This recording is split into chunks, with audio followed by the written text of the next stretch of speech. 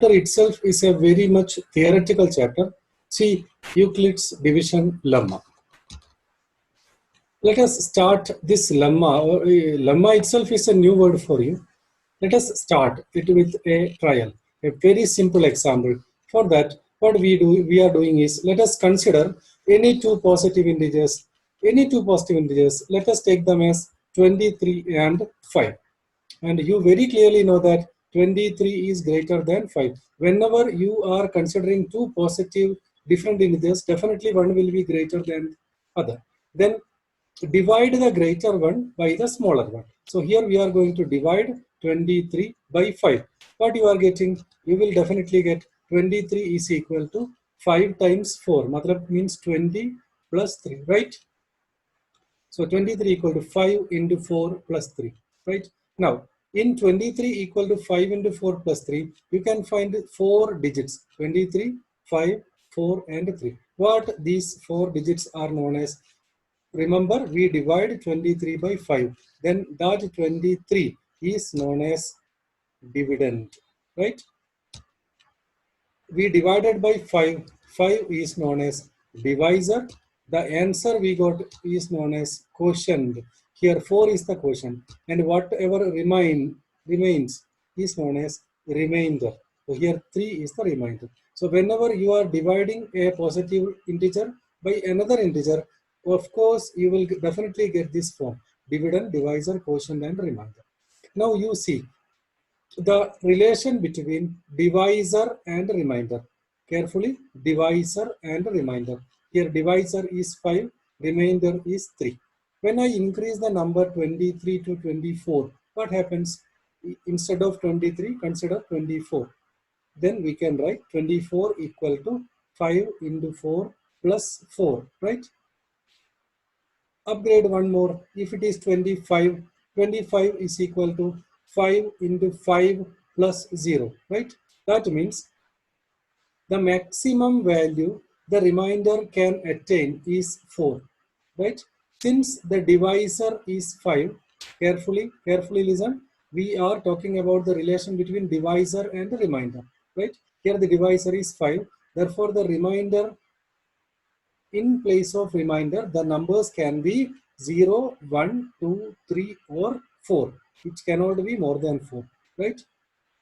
How we can generalize this? Let us generalize this, and that generalization is known as Euclid's division lemma. Instead of that simple example, you consider two positive integers a and b, where a is greater than b. So think a in the place of 23 and b in the place of 5. Then there exist unique integers q and r satisfying a equal to bq plus r. Here q represents quotient and r represents remainder, right? A equal to bq plus r. R is the remainder. What r can be? R can be maximum divisor. What is divisor here? B. Therefore, see the condition: 0 is less than or equal to r less than b. Note, what you have to notice, we wrote the condition for r as 0 less than or equal to r less than b. That r can be 0 only if r is 0 only in case b is a factor of a. We saw that when we took 25 and 5, 25 is equal to 5 into 5 plus 0. So you will get the remainder 0 only if divisor is a factor of dividend. Euclid's division algorithm. See, the names are very much similar: Euclid's division lemma and Euclid's division algorithm. See, Euclid's division algorithm is just a technique. What technique? This technique is used to compute the highest common factor, HCF, highest common factor of two given positive integers. It's also known as GCD, okay, greatest common divisor.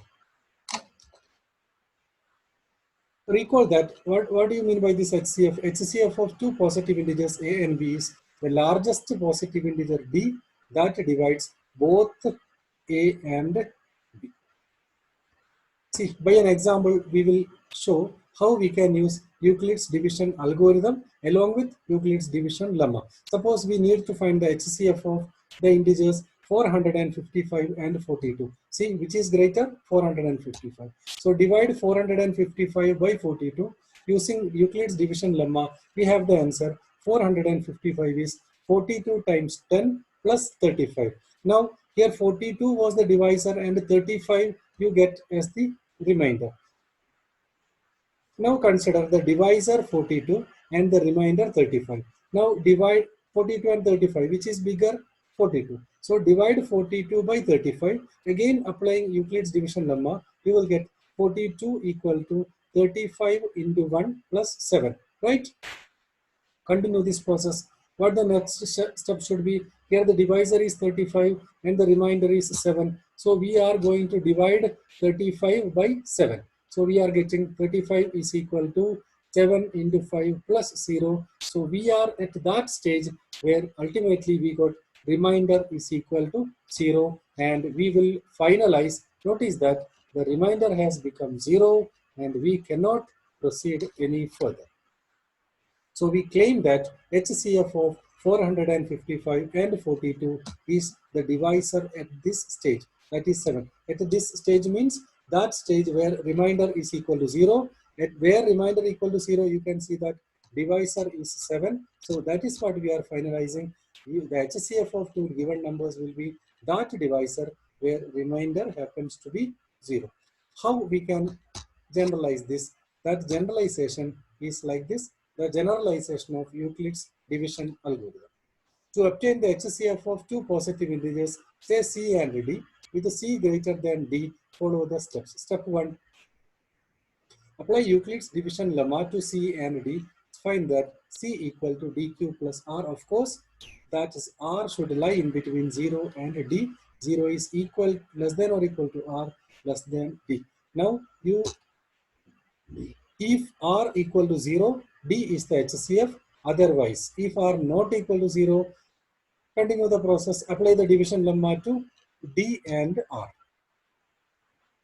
Up to what extent will you proceed? Continue the process till the remainder is 0. The divisor at the last stage will be the required HCF. Now, this division lemma and division algorithm of Euclid has so many applications. I am showing just a single application. Based on that, you can solve further all the applications. Here I am selecting this question. Show that every positive even integer is of the form 2q, and that every positive odd integer is of the form 2q plus 1, where q is some integer. So here it is based on 2q and 2q plus 1. So thinking of the form 2q plus 1, comparing to bq plus r, we can consider b as 2. So we are solving in such a manner. You consider any element a, consider that a is greater than 2. A is greater than 2. So divide a by 2 using division's lemma or lemma. We are getting a equal to 2q plus r for some integer q greater than or equal to 0. Note that r is the remainder and 2 is the divisor. Can you say what are the values of r? Yes, the values of r can be 0 or 1 only, because r should be always strictly less than divisor, which is 2. So r is less than 2 means only two possible values of r are there, r equal to 0 or r equal to 1. Now, what happens when r equal to 0? Substitute a equal to 2q plus r is the relation. When r equal to 0, a is equal to 2q plus 0 means 2q. When r equal to 1, a equal to 2q plus 1. So what we are seeing here, so a can be 2q or 2q plus 1. Now, first term, a equal to 2q, you can read like that a is a multiple of 2, right? 2q means a multiple of 2. Any multiple of 2 is always an even integer. Therefore, 2q is always an even integer. What about 2q plus 1? 2q is an even integer. So any even integer plus 1 will be the next neighboring odd integer. Therefore, in this case, 2q is always an even integer and 2q plus 1 is always an odd integer. Now, upcoming problems may differ only in case they will say 4q, 4q plus 1, 4q plus 2, 4q plus 3. So, if you are seeing 4q, you divide a by 4, right? Then the relation will be, see, then the relation will be a equal to What will it will be? A equal to 4q plus r. Then what can be the values of r? You are dividing by 4, mind it. Therefore, r can be 0, 1, 2, 3, right? Then 1 by 1, you substitute 0, 1, 2, or 3 in place of r. You will get odd or even integers. If it is 6, you divide a by 6, then the r can be, you are dividing by 6, therefore the remainder r can be 0 to 5, 0 up to 5.